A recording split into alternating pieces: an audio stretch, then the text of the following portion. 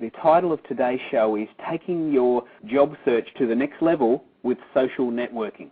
We're going to be talking a little bit about Google, a little bit about LinkedIn, Facebook, Twitter, and about blogging.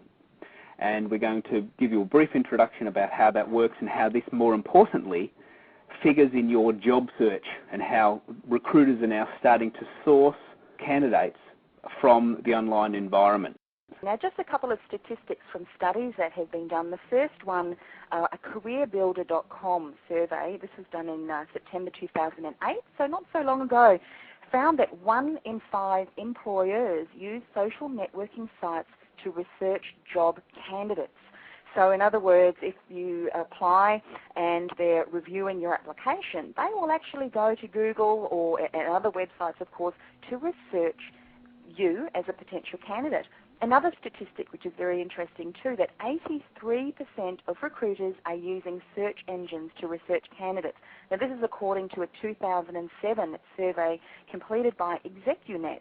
43% of those recruiters admitted to eliminating a candidate based on the information that they found on the internet. Just got a little exercise. If you go to google.com, or if you're in Australia, google.com.au, go to the search box and using quotation marks, type in your name and see what comes up.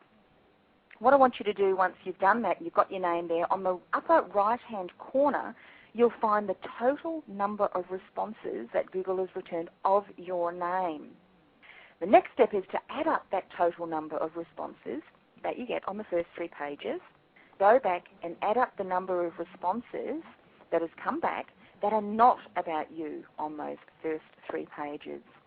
And I want you to look at those results and ask yourself, how relevant are they to what I want to portray about my personal brand, about my professionalism, about my expertise? And are those links continuing to add value and credibility to my personal brand? Now, of course, if you're a professional or an executive with extensive experience, you'd expect that your name should be the entire 3 pages and linked to very, very relevant topics.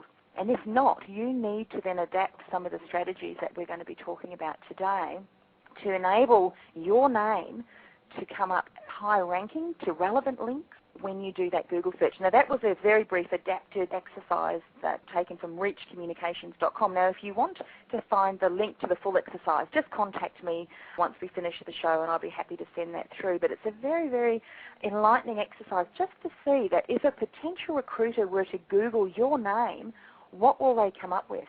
And horror of all horrors, I hope that it doesn't come up with a link that has a negative comment about you or about your work, or about a photograph or a posting on your social network profile that you wouldn't really want that recruitment agent or that potential employer to see. So you need to keep that in line.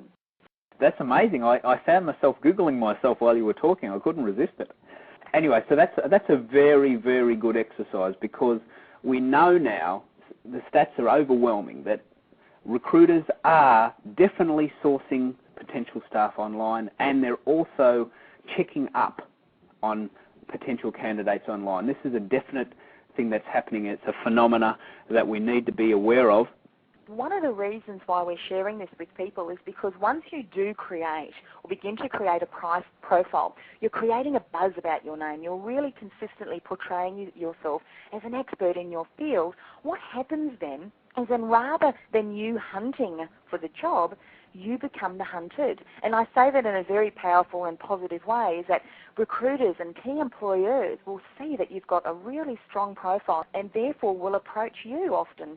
Rather than hunting, you become hunted, which is a far more powerful way when you're thinking about your job search.